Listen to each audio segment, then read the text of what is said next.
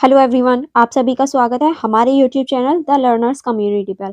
I hope आप सभी ठीक होंगे और आप सभी ने अपनी अपनी स्टडी स्टार्ट कर दी होगी। जैसे कि आप सभी को पता है कि आपकी डेट शीट भी आ चुकी है सेमेस्टर 6 की।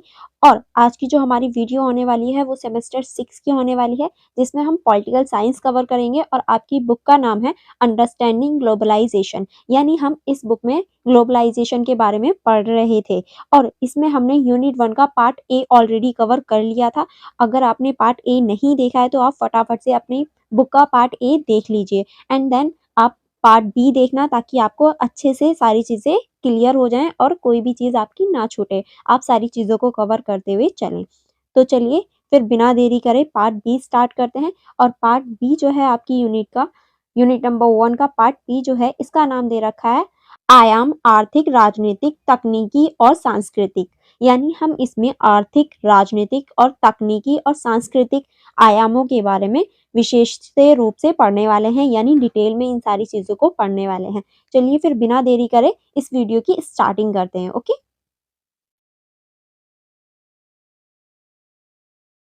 फर्स्ट हम लोग देख लेते हैं वैश्वीकरण क्या है। यानी हम वैश्वीकरण को पढ़ रहे हैं तो हमें पता तो होना चाहिए कि वैश्वीकरण क्या होता है। चलिए फिर इसको देख लेते हैं। वैश्वीकरण एक शब्द है जिसे आज के समय में बहुत अधिक प्रयोग किया जाता है।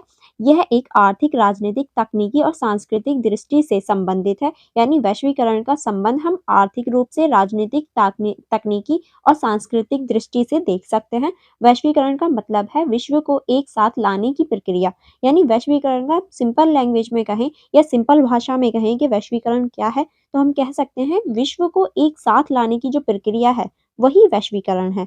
इस प्रक्रिया में वस्तु, सेवा और विचारों को एक व्यापक प्लेटफॉर्म के रूप में प्रस्तुत किया जाता है, ताकि लोग उनसे आसानी से जुड़ सकें। यानी वैश्वीकरण के अंतर्गत वस्तुओं को, सेवाओं को, विचारों को और यहाँ तक कि संस्कृतियों को भी एक प्लेटफॉर्म पर लाया जाता है, और वहाँ वो सभी लोग अपनी विचारों, सेवाएँ और संस्कृतियों को साझा करते हैं और आपस में उनसे जुड़ पाते हैं। ठीक है? नेक्स्ट चलते हैं। नेक्स्ट है हमारा वैश्वीकरण की प्रक्रिया के तहत विभिन्न देशों के बीच वाणिज्यिक और आर्थिक संबंध बढ़ते हैं। यानी वैश्वीकरण की जो प्रक्रिया है, इसके अंतर्गत हम देख सकते हैं कि वाणिज्यिक और आर्थिक संबंधों को बढ़ाने के लिए भी ये महत्वपूर्ण होता है, संबंधों को बढ़ाने में एक महत्वपूर्ण भूमिका निभाता है।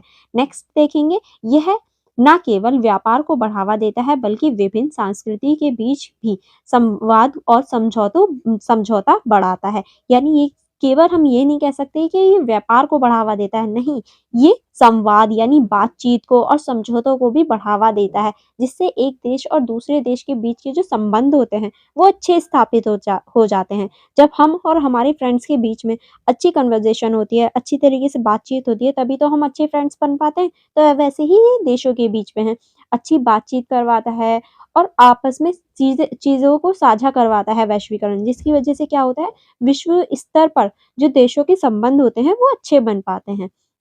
इस प्रक्रिया के कारण लोगों की सोच और अनुभव भी विश्व के साथ साझा होते हैं। यानी वैश्वीकरण की जो ये प्रक्रिया है, इसके साथ हम कह सकते हैं कि लोग अपने विचारों और सोचों और अनुभवों को दूसरे अन्य लोगों तक भी पहुंचाते हैं। अब आप देखिए, ये जो हमारी वीडियो है, ये ज़रूरी थोड़ी ना है अगर मैं भारत की हूँ, लेकिन अगर मैं चाहूँ कि ये इंडिया के बाहर भी जाए वीडियो, इंडिया के बाहर के जो लोग हैं वो भी वैश्वीकरण को देखें, तो हो सकता है हाँ, वो भी देख सकते हैं। ऐसा नहीं है कि सिर्फ इंडिया वाले देखेंगे, क्योंकि ये वैश्वीकरण का एक मार्ग है, वैश्वीकरण का एक रास्ता है, जिसकी वजह से लोग मुझसे या हम लोगों से कनेक्ट हो सकते हैं।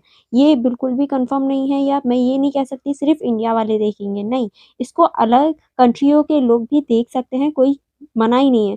तो इससे क्या होगा, वैश्वीकरण बढ़ेगा और इससे हम अपनी सोच, विचार, अपनी जो थिंकिंग है वो सभी दूसरे लोगों के साथ शेयर कर पाएंगे। आई होप आपको ये सारी चीज़ें समझ में आ गई होंगी। चलिए फिर आगे बढ़ते हैं। आगे है हमारा वैश्वीकरण की अधिकतर प्रक्रिया आर्थिक मुद्दों के आसपास घूमती है। इससे विभिन्न देशों के बीच व्यापार, निवेश और बाजार एकीकरण शामिल है। यानी हम देख सकते हैं या कह सकते हैं जो वैश्वीकरण है वो अधिकतर आर्थिक मुद्दों के आसपास घूमता हुआ नजर आता है, जिसमें हम विदेशों या फिर विभिन्न देशों के व्यापार, निवेश और बाजार की एकीकरण या फिर बाजार की जो प्रक्रिया होती है उस पर ध्यान देते हैं। यह न केवल व्यापारिक लाभ को बढ़ावा देता है बल्कि ये विभिन्न सांस्कृतिक और तकनीकी विकास को भी गति प्रदान करता है। यानी ये व्यापार को तो बढ़ावा देता ही देता है और ये सांस्कृतिक और जो हमारी तकनीकी विकास होता है उसको भी बढ़ावा देने का कार्य करता है। आई होप आपको ये सारी चीज़ें भी समझ में आ गई होंगी। अब हम लोग नेक्स्ट देखते हैं। नेक्स्ट आप लोग लिख सकते हैं, एक देश की आर्थिक स्थिति का प्रभाव अब सिर्फ उस देश की सीमाओं से परे होता है। उदाहरण के लिए एक देश में हो रही आर्थिक संकट का अक्सर उसके पड़ोसी देश तक महसूस होता है। इसके अलावा वैश्वीकरण ने लोगों की सोचों को और विचारों को भी परिवर्तन कर दिया है। यानी देखिए, अगर किसी देश में आर्थिक संकट जैसी समस्याएं उत्पन्न हुई हैं, तो ऐसा नहीं है सिर्फ वही देश उस समस्या से निपटेगा या सिर्फ उसी उस या ये कहें कि सिर्फ उसी देश पर उस समस्या को वो महसूस किया जाएगा। नहीं, जो उसके आस पड़ोस के देश हैं वहाँ भी उसका प्रभाव देखने को मिलेगा वैश्वीकरण की वजह से, क्योंकि अब हमारा जो विश्व है वो एक दूसरे से कनेक्ट हो चुका है। एक दूसरे के प्रभाव एक दूसरे पर पड़ते हैं। जैसे कि कोरोना वायरस आया था, उस टाइम पे जो सिचुएशन थी वो विश्व में सभी की एक जैसी थी, सभी पर प्रभाव पड़ रहा था। इसीलिए हम कह सकते हैं कि विश्व एक दूसरे से कनेक्ट होने की वजह से सभी लोगों पर समान प्रभाव देखने को मिलता है। लोग अब अन्य देशों के बारे में अधिक जानने और समझने की दिशा में अधिक प्रवृत्तियां हैं। यानी लोग जो हैं वो अब अन्य देशों के बारे में समझने और उन्हें जानने के लिए उत्सुक भी रहते हैं कि हाँ, हमें भी पता चले उस कंट्री में क्या है, कैसे लोग हैं, कैसी विचारधारा है, कैसी संस्कृति है। इसके लिए लोग उत्सुक भी रहते हैं। इसीलिए वैश्वीकरण को बढ़ावा मिल भी रहा है। वैश्वीकरण की प्रक्रिया में सामाजिक, आर्थिक और राजनीतिक दृष्टि में भी बदलाव आते हैं। यानी वैश्वीकरण के स्तर पर देखें तो सामाजिक, राजनीतिक, आर्थिक और ये सभी दृष्टि से भी हम बदलाव देख सकते हैं। यह न केवल व्यापारिक मुद्दे पर ही सीमित नहीं है बल्कि यह सामाजिक और राजनीतिक प्रक्रियाओं को भी प्रभावित करती है। यानी हम ये कह सकते हैं ये केवल व्यापारिक मुद्दों पर ही सीमित नहीं होती है, ये राजनीतिक और सामाजिक मुद्दों को भी प्रभावित करती है कहीं न कहीं। इस प्रकार वैश्वीकरण ने सभी देशों में एक संवेदनशील और एकीकृत दृष्टि को उत्पन्न किया है। यानी ये जो प्रक्रिया है इसकी वजह से सभी देशों को एक संवेदनशील दृष्टि मिली है, जिसकी वजह से वो एक दूसरे से कनेक्ट होते हैं और अच्छे संबंध बनाने में अपनी भूमिका को निभाते हैं या फिर ये कहें अच्छे संबंध स्थापित कर पाते हैं। ठीक है, नेक्स्ट टाइम देखेंगे वैश्वीकरण के इस महत्वपूर्ण अध्याय में हमें ध्यान में रखना चाहिए कि यह प्रक्रिया केवल आर्थिक विकास पर ही सीमित नहीं है। यानी हमें ये ध्यान रखना चाहिए कि वैश्वीकरण की जो प्रक्रिया है वो सिर्फ आर्थिक विकास से ही रिलेटेड नहीं है। इसका प्रभाव सभी क्षेत्रों में दिखाई देता है और यह एक नए और सम्मिलित विश्व की दिशा में हमें आगे बढ़ाने का मार्ग दिखाती है। यानी वैश्वीकरण की जो प्रक्रिया है ये सिर्फ केवल आर्थिक दिशाओं में ही नहीं बल्कि अन्य क्षेत्रों में भी प्रभाव डालती है, चाहे वो सांस्कृतिक हो या राजनीतिक हो या फिर सामाजिक हो, सभी क्षेत्रों में ये प्रभाव देखने को मिलता है। ठीक है, और ये विश्व को आगे बढ़ाने के लिए एक कदम बढ़ाती है, उसको मार्ग दिखाती है कि कैसे हम विश्व को अन्य पटल पर ले जा सकते हैं, अन्य एक प्लेटफॉर्म पर ले जा सकते हैं, किस तरह से हम विश्व को आगे बढ़ा सकते हैं। ठीक है, नेक्स्ट चलते हैं। नेक्स्ट है हमारा वैश्वीकरण की प्रक्रिया का सर्वाधिक प्रसिद्ध उदाहरण है ग्लोबल व्यापार। यानी वैश्वीकरण की जो प्रक्रिया है इसका जो सबसे अच्छा उदाहरण आप लिख सकते हैं वो है ग्लोबल व्यापार, क्योंकि वैश्वीकरण की वजह से ग्लोबल व्यापार जो है उनकी ये जो उनका जो क्षेत्र है वो बढ़ जाता है, व्यापार जो क्षेत्र होता है वो विकसित होता है, वो ज्यादा बढ़ जाता है। ठीक है, नेक्स्ट चलते हैं। नेक्स्ट है व्यापारिक गतिविधियों के बढ़ते अंतर्राष्ट्रीय स्तर ने विश्व के विभिन्न क्षेत्रों को एक साथ लाने में मदद की है। उदाहरण के ये रूप में एक अमेरिकी कंपनी जो चीन में उत्पादन करती है और फिर उसे यूरोप और दक्षिण अमेरिका में बेचती है, एक स्पष्ट वैश्वीकरण का उदाहरण है। यानी वैश्वीकरण ने अंतर्राष्ट्रीय स्तर पर देशों के लिए सीमाएं जो थी वो खोल दी हैं। अब आप उदाहरण के लिए देख भी सकते हैं, जैसे कि कोई अमेरिका की कंपनी है, चीन में तो वो किसी चीज का उत्पाद कर रही है, बना रही है, और यूरोप और दक्षिणी अमेरिका में वो बेच रही है, जिसकी वजह से क्या है, वैश्वीकरण को बढ़ावा मिल रहा है। वैश्वीकरण का ये उदाहरण है, क्योंकि वो जहाँ उसे कम लागत लगानी पड़ रही है, कम कम पैसों में उसे मज़दूर मिल रहे हैं, वहाँ तो वो बना रही है, जहाँ उसे बेनिफिट हो रहा है, वहाँ वो जाकर बेच रही है, जिसकी वजह से क्या हो रहा है, वैश्वीकरण को बढ़ावा ही तो मिल रहा है। नेक्स्ट आप लिख सकते हैं, दूसरा उदाहरण वैश्वीकरण के सांस्कृतिक पहलू को दर्शाता है। इंटरनेट और सोशल मीडिया के माध्यम से सांस्कृतिक विनियमन के नए मानदंड और मान्यताओं को एकीकृत हो सकते हैं। यानी वैश्वीकरण जो है वो अगर हम सांस्कृतिक रूप में देखें तो वो दूसरे मॉडल के रूप में आप दूसरे उदाहरण के रूप में आप सांस्कृतिक पहलू को लिख सकते हैं। कैसे? जो हमारी इंटरनेट है, सोशल मीडिया है, वो भी तो एक वैश्वीकरण का उदाहरण है, क्योंकि हम विश्व के साथ एक साथ जुड़ पाते हैं विश्व से। क्यों? क्योंकि जो हमारी सोशल मीडिया है वो पूरे विश्व पर होती है, विश्व के साथ जुड़ी होती है, इसीलिए सोशल मीडिया भी वैश्वीकरण का एक अच्छा उदाहरण है। एक देश के लोग अब दूसरे देशों की सांस्कृतिक, भोजन और विरासत को अधिक समझने और स्वीकार करने के लिए खुले हुए हैं। यानी अब एक देश के लोग जो हैं वो दूसरे देश के लोगों की आराम से संस्कृति के बारे में कर सकते हैं, वो क्या खाना पसंद कर सकते हैं, ये भी जान सकते हैं हम। उनकी विरासत क्या-क्या थी या उनकी संस्कृति कैसी थी, हम इस बारे में सारी चीज़ें जान सकते हैं। और ये सभी पॉसिबल कैसे है? वैश्वीकरण की वजह से। इसीलिए वैश्वीकरण एक महत्वपूर्ण भूमिका निभाता है हमारे जीवन में। चलिए फिर आगे बढ़ते हैं।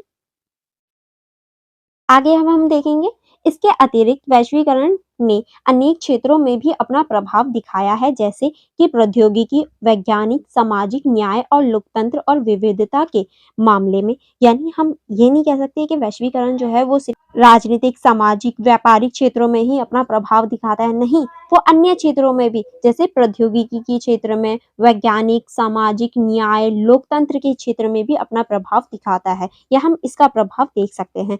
यह वैश्विक अनुभवों और विचारों के आदान-प्रदान से नए सोच का प्रोत्साहन करता है और सार्वभौमिक समस्याओं के समाधान के लिए साझेदार को बढ़ावा देता है। यानी वैश्वीकरण जो है वो विश्व स्तर पर देखा जा सकता है और विश्व स्तर की जो समस्याएं होती हैं उनको सुलझाने के लिए एक महत्वपूर्ण भूमिका निभाता है। चलिए फिर आगे बढ़ते हैं।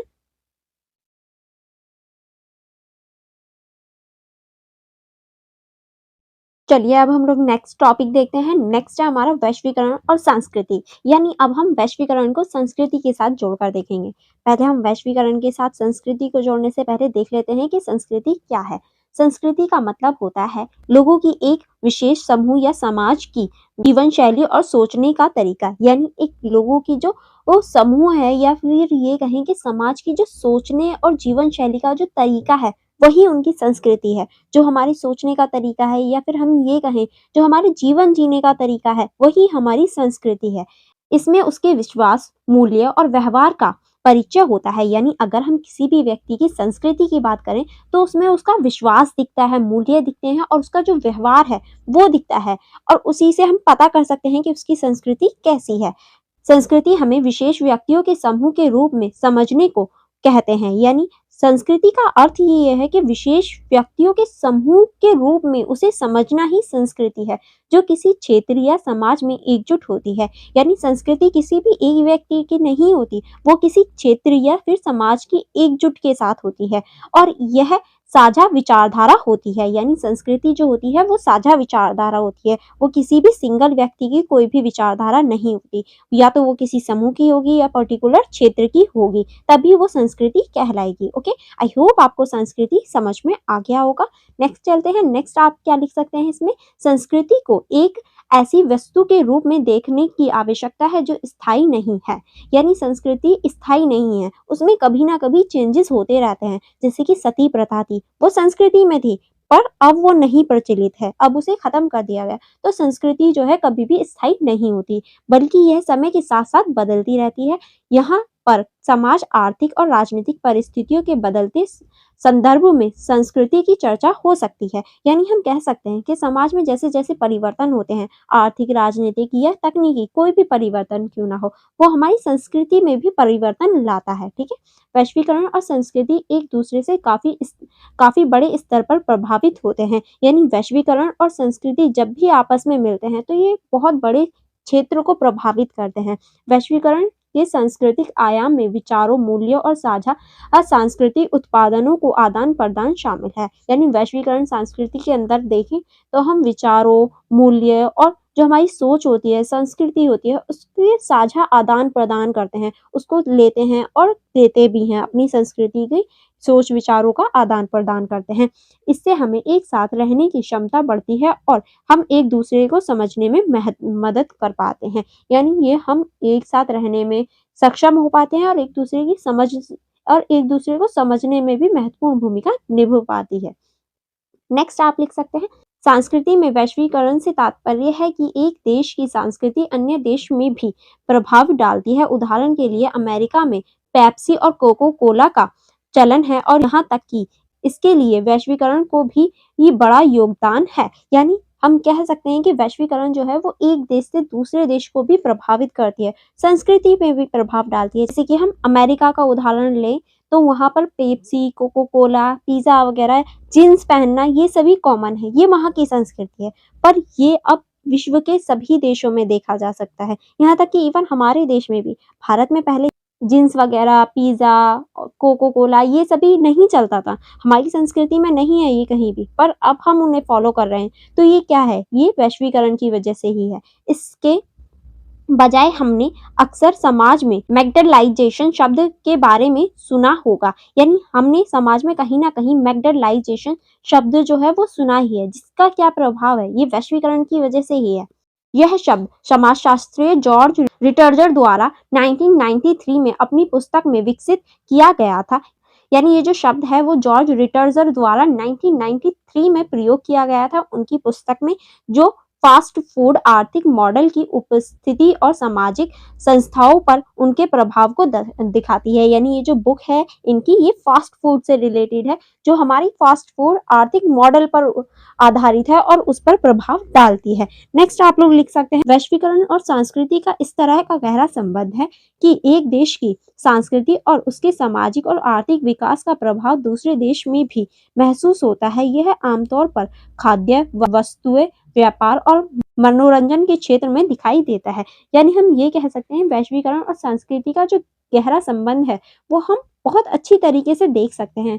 यानी हम उसे सामाजिक रूप में, आर्थिक रूप में, हर रूप में देख सकते हैं। और खासकर जो हमारी खाने पीने की वस्तुएं हैं, पहनने की वस्तु हैं, व्यापार की चीजें हैं और मनोरंजन का क्षेत्र है, उनमें हम ये सारी चीजें देख सकते हैं। ठीक है, चलिए फिर हम लोग आगे बढ़ते हैं और आगे अब हमारा नेक्स्ट टॉपिक स्टार्ट होता है, जो है हमारा वैश्वीकरण और वैश्विक गांव। यानी वैश्वीकरण क्या है और वैश्विक गांव क्या है, अब हम इसके बारे में चर्चा करने वाले हैं। वैश्वीकरण के साथ साथ एक नया अवसर पैदा होता है, यानी वैश्वीकरण के साथ साथ एक और नया अवसर पैदा हो जाता है, जो है ग्लोबल विलेज या वैश्विक गांव का।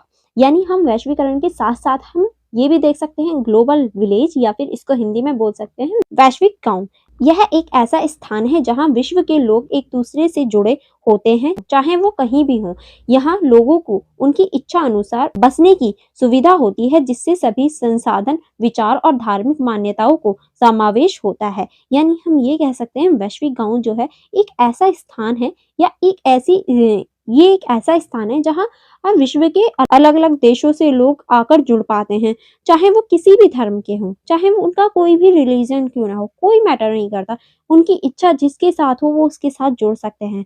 ये संसाधन, विचार, धार्मिक मान्यताओं को बढ़ावा देते हैं, कोई भी मतभेद नहीं देखने को मिलता है इसमें। ठीक है, अब हम लोग आगे चलते हैं। आगे हमारा ग्लोबल विलेज का निर्माण हमें विश्वास दिलाता है कि हम सभी एक ही परिवार के सदस्य हैं। इससे विभिन्न देशों के लोगों के बीच संपर्क के लिए विभिन्न माध्यम हो सकते हैं। यानी ग्लोबल विलेज जो है वो हमें ये विश्वास दिलाता है कि हम सभी लोग एक ही परिवार का हिस्सा हैं, जिससे क्या होता है सभी लोगों के बीच में जो संपर्क हैं वो अच्छे स्थापित हो पाते हैं, क्योंकि हम अपनी फैमिली मेंबर्स के साथ ही अच्छा बिहेव कर पाते हैं और अच्छी तरीके से हर चीज़ पॉसिबल कर पाते हैं कि हाँ, अगर हमारे फैमिली मेंबर्स को कुछ चाहिए तो हम उस चीज़ को अवेलेबल कर पाते हैं, उस चीज़ की जो नीड है उसको पूरा कर पाते हैं। तो ग्लोबल जो विलेज है वो एक ऐसी मान्यता रखता है जिसकी वजह से जो सभी लोग हैं वो एक दूसरे के साथ कनेक्ट हो पाएं, एक दूसरे को अपने परिवार के लोगों की तरह समझ पाएं, जिससे कि यातायात या संचार के माध्यम से एक दूसरे के साथ कनेक्ट रह पाते हैं, एक दूसरे के साथ अपने विचारों, अपनी चीज़ों को आदान प्रदान कर पाते हैं। यह ग्लोबल विलेज के उदाहरण में लोगों को एक साथ लाने और एक दूसरे के साथ जोड़ने का अवसर मिलता है। यानी ग्लोबल विलेज जो है वो लोगों को एक साथ लाने और उन्हें एक साथ जोड़ने का अवसर प्रदान करता है, या ये कहें एक साथ जुड़ने का अवसर देता है ग्लोबल विलेज। उदाहरण के लिए आप लोग लिख सकते हैं, एक भारतीय नागरिक फेसबुक के माध्यम से अमेरिकी नागरिक के साथ संपर्क करके उसके साथ अपने विचारों और जीवन के अनुभवों को साझा कर सकता है। यानी देखिए, हम फेसबुक, इंस्टाग्राम या यूट्यूब इन सभी के साथ में अगर माध्यम बनाएं तो हम दूसरे देशों के साथ में जुड़कर अपने विचारों, अपनी सोचों और अपनी जो जीवन शैली है उसको साझा कर सकते हैं।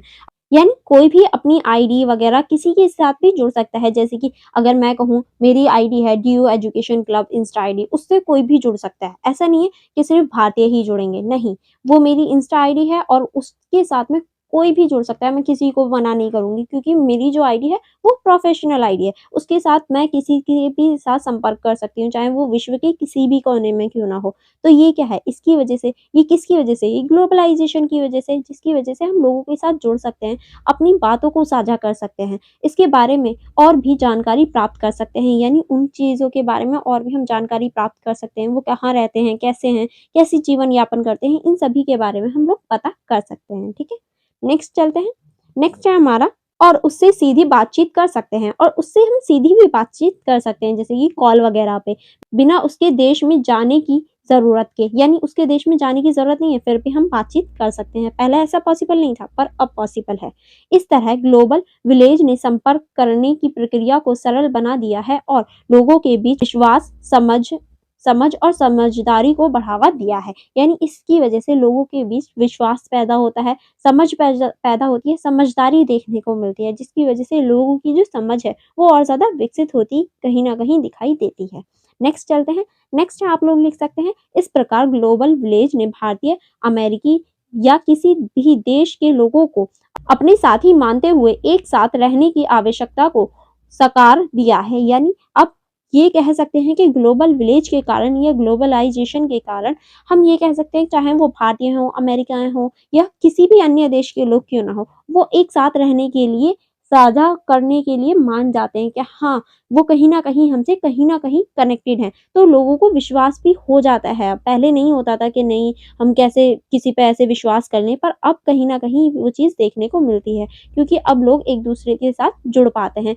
इससे हम सभी को समझ में आता है कि हम एक ही गाँव में एक के नागरिक हैं और हमें साथ मिलकर एक बेहतर विश्व की दिशा में काम करना चाहिए। यानी लोग इससे ये जोड़ पाते हैं कि हम एक ही गाँव के नागरिक हैं या एक ही गाँव से बिलॉन्ग करते हैं, और हमें ये जो विश्व है इसको एक अच्छी दिशा में लेकर चलना है, बुरी डायरेक्शन में नहीं लेकर जाना। सबके सहयोग से सबका विकास होना चाहिए, इस डायरेक्शन में हमें आगे चलना है। इस तरह ग्लोबल विलेज हमें विश्वास दिलाता है कि हम एक बड़े परिवार के हिस्से हैं और हमें साथ मिलकर सभी की प्रगति और सुख शांति के लिए काम करना चाहिए। यानी ग्लोबल विलेज जो है वो हमें इसलिए प्रेरित भी करता है कि हमें सभी के लिए, सभी के साथ और सभी की शांति के लिए कार्य करना चाहिए और सभी को आगे बढ़ने का मौका दिया जाना चाहिए।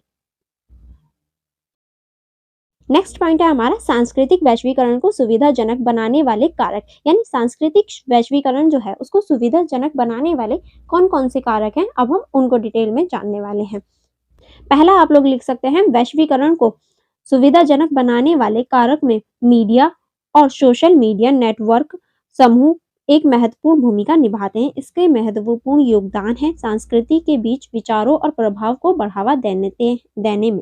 यानी देखिए, मीडिया जो है और सोशल मीडिया जो है वो महत्वपूर्ण भूमिका निभाती है किसी भी सांस्कृतिक वैश्वीकरण को बढ़ाने के लिए या ग्लोबलाइजेशन को बढ़ाने के लिए। वैश्वीकरण को बढ़ावा देने के लिए मीडिया जो है या सोशल मीडिया जो है वो बहुत इंपॉर्टेंट रोल निभाती है। ठीक है, नेक्स्ट चलते हैं। नेक्स्ट आप लोग लिख सकते हैं, आईटी के क्षेत्र में प्रौद्योगिकी के नए विकास ने संभावनाओं के दरवाजे खोल दिए हैं, जिससे समाज और स्थान के पैमानों को कम किया गया है। यहाँ तक कि इंटरनेट के माध्यम से किसी भी व्यक्ति को किसी भी अन्य कोने में बैठे व्यक्तियों के साथ संपर्क स्थापित करने और बातचीत करने की सुविधा है। यानी अब कोई भी व्यक्ति किसी भी कोने में बैठे व्यक्ति के साथ भी संपर्क कर सकता है, चाहे वो विश्व के किसी भी कोने में क्यों ना हो। क्यों? क्योंकि अब हमारे पास इंटरनेट है, जो विश्व के हर कोने में एक-दूसरे को कनेक्ट करता है, जिसकी वजह से हम किसी भी कोने में बैठकर विश्व के किसी भी कोने के व्यक्ति से बातचीत कर सकते हैं, संपर्क स्थापित कर सकते हैं। इससे एक देश की संस्कृति को विश्व के सामान्य प्रस्तुत किया जा सकता है और लोग उसे समझ, स्वीकार और आदर्श बनने में सक्षम होते हैं। यानी अब इसकी वजह से क्या हो रहा है कि एक देश के लोग दूसरे देश की संस्कृति, मान्यताओं और उसके जो आदर्श होते हैं, उनको समझ पाते हैं। उनको समझकर उन्हें अप्लाई कर सकते हैं, उन्हें उन पर अपनी विचारधारा दे सकते हैं, उन पर विचार कर सकते हैं। ये सारी चीज़ें पॉसिबल हो पाई हैं ग्लोबलाइज़ेशन की वजह से, ठीक है? नेक्स्ट चलते हैं। नेक्स्ट पॉइंट है हमारा, इस तरह मीडिया और सोशल नेटवर्किंग समूह माध्यमों के माध्यम से विभिन्न संस्कृति के बीच विचारों और विचारधाराओं के आपसी संवाद को बढ़ावा देते हैं। यानी हम ये कह सकते हैं मीडिया और सोशल मीडिया की जो नेटवर्किंग है, जिसकी वजह से हम विचारों और जो हमारी सांस्कृतिक सोच है, उसको एक समूह से दूसरे समूह तक पहुँचाने में मदद करता है। यह एक संवादात्मक और समर्थक सामूहिक गतिविधि है जो संस्कृति के संदर्भ में विशेष रूप से महत्वपूर्ण है। यानी ये जो है ये एक संवादात्मक गतिविधि है जो हमें संवाद करने में, हमें बातचीत करने में एक महत्वपूर्ण भूमिका निभाती है। आई होप आपको ये सारी चीज़ें अच्छे से समझ में आ गई होंगी। नेक्स्ट जो हमारा टॉपिक स्टार्ट होता है वो है वैश्वीकरण का सांस्कृतिक आयाम। अब हम वैश्वीकरण के सांस्कृतिक आयाम से नेक्स्ट वीडियो में कवर करने वाले हैं। क्योंकि ये चैप्टर आपका थोड़ा-सा लेंथी है, इसलिए हम यहाँ से नेक्स्ट वीडियो में कवर करने वाले हैं। आई होप आपने अभी तक हमारी वीडियो को लाइक कर दिया होगा और हमारे चैनल को सब्सक्राइब भी कर लिया होगा। एंड अगर आपको मेरे पढ़ाने का तरीका अच्छा लगा और आप हमारे साथ और जुड़ना चाहते हैं, तो आप हमारे app the Learners community DUSOL को फटाफट से डाउनलोड कर लीजिए, ताकि आपकी स्टडी और भी ईज़ी हो जाए और आप ईज़िली स्टडी कर पाएँ और अपने अच्छे नंबर ला पाएँ और एग्ज़ाम में आप सभी पास हो पाएँ। और ये सारे फीचर्स आपको इस ऐप में देखने को मिलेंगे, जो कि बहुत ज़्यादा हेल्पफुल होगा आप सभी स्टूडेंट्स के लिए। तो आप बिना देरी करे इसको जल्दी से डाउनलोड कर लीजिए। चलिए फिर मिलते हैं नेक्स्ट वीडियो में। Thank you for watching everyone.